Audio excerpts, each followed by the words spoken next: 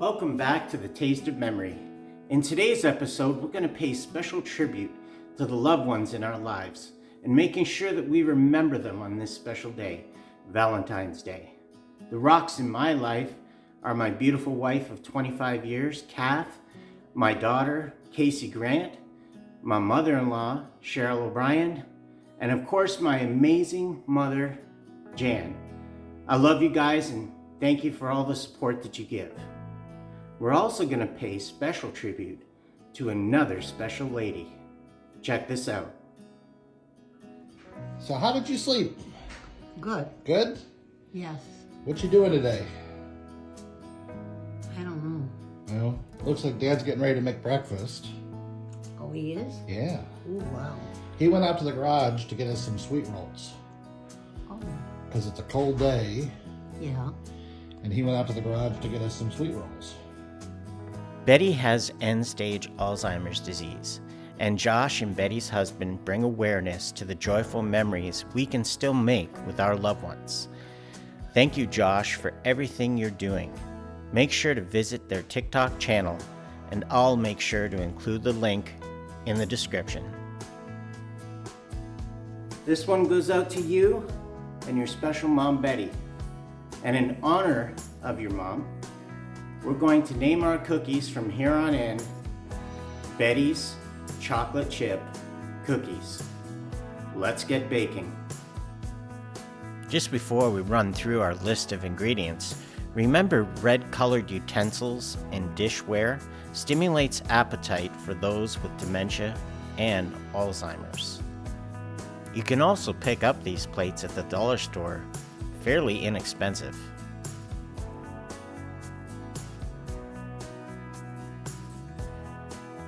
Our first ingredient is a half a cup of butter, and this time we will demonstrate the creaming process after our ingredient presentation.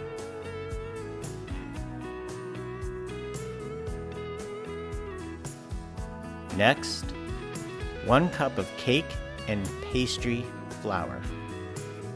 Now, there is a distinction here, so try to find the cake and pastry flour in your local supermarket.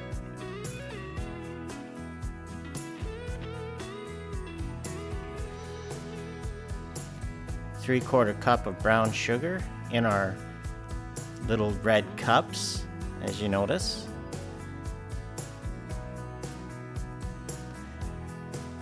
And of course, sugar's partner in crime, our medium-sized chocolate chips, milk chocolate chips that is, roughly 170 to 200 grams, depending on how chocolatey you feel. You're going to love how simple but incredible this recipe is. Next, our medium-size room temperature egg,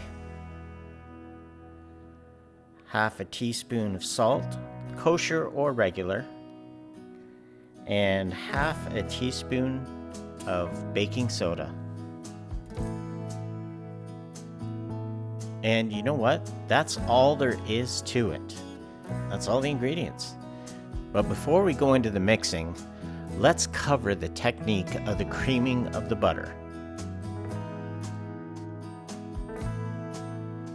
In a medium-sized stainless mixing bowl, add enough hot water to stay below the rim of the bowl you'll be creaming your butter in.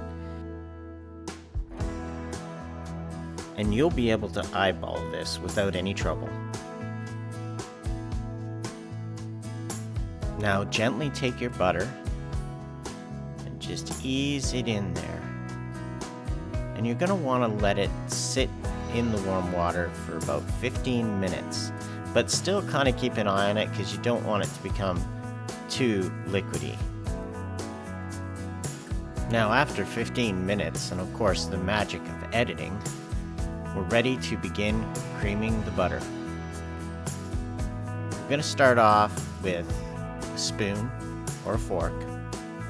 In this case, just want to show you briefly how creamy that is getting. It's a little on the runny side, so hopefully we can work it in okay. Our goal here is just to reduce the the sizes of the chunks down. You don't want to get them caught up in the whisk when they're big at this point, so you want to break them down, because there's nothing more frustrating is when you get your whisk in there too early and you get these chunks of the still hardened butter caught within the channels of the whisk. Baking is supposed to be fun, not frustrating. So entering in our whisk, and away we go. This is actually a little bit runnier than I would like. So when you get into a situation like this, which is actually good that this came up, because you could still take your butter in the bowl and place it back in the fridge for 5-10 minutes, and it'll set up just beautifully for a creamy type of butter that you want to add. And wasting no time at all, we're going to start mixing. We start with our medium-sized room temperature egg, and we're going to whisk it in, setting up the base like we did before with the banana bread.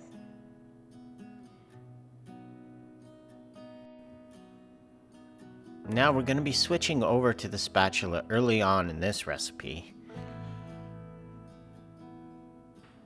Take a look at this butter. Now this is the ideal creamed butter. It's like a custard consistency. It just makes it so much better for blending.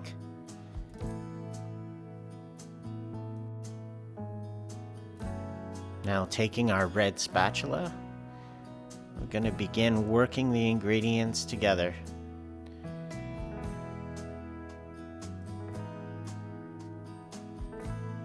Now in goes the salt, and also the baking powder. Work these two dry ingredients together for a little bit before we start in with our sugar and flour. And always remember, not in one dump, just a little at a time. Just helps everything to blend nicely together.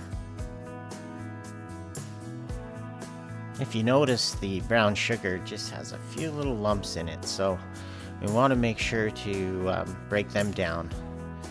We don't want to have any score-like bits in our cookies. Now we add the flour, a little at a time. While we're mixing all this together, now would be a good time to cover our taste of memory fact of the day. Did you know that dementia is not only found in older populations? There has been recorded cases recently of children as young as 6 years old having dementia and advanced neurocognitive disorders.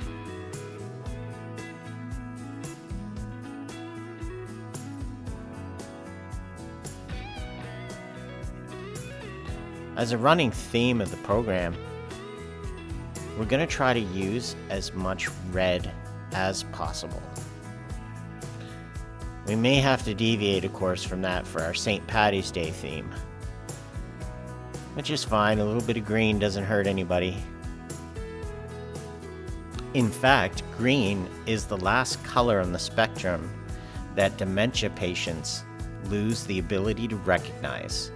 So it's the ideal color for caregivers to wear.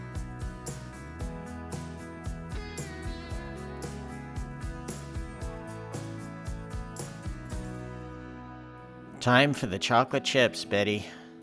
I hope you don't mind. We're gonna go a little bit more than usual. I like my cookies chocolatey.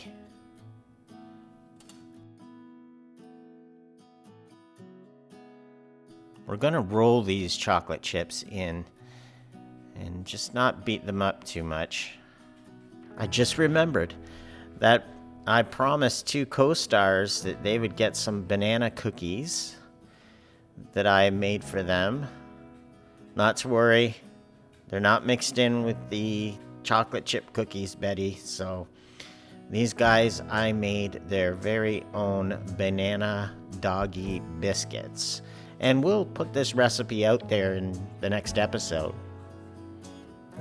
I have to be honest and admit that when I gave them these cookies, I thought, oh my gosh, if they turn their nose up, this channel's going nowhere.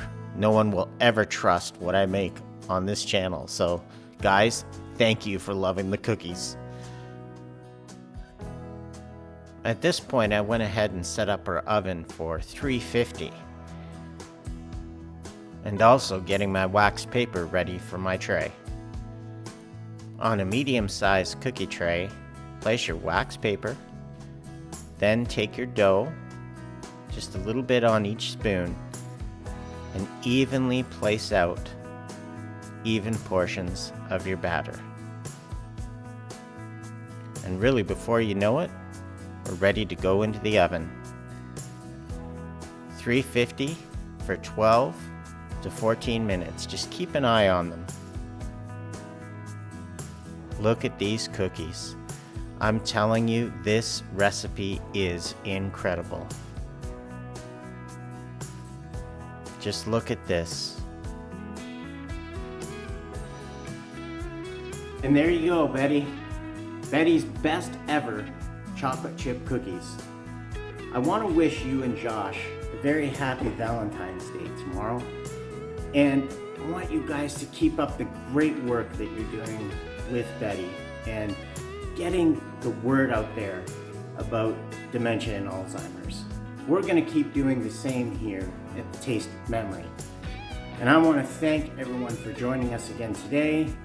Thank you for those who are now starting to subscribe to the channel. And I can't wait to see you next week with our surprise recipe. I know we talked about Irish stew. It still could be Irish stew. But hey, it's going to be a surprise. Thank you for joining us, and we'll see you again soon. Take care.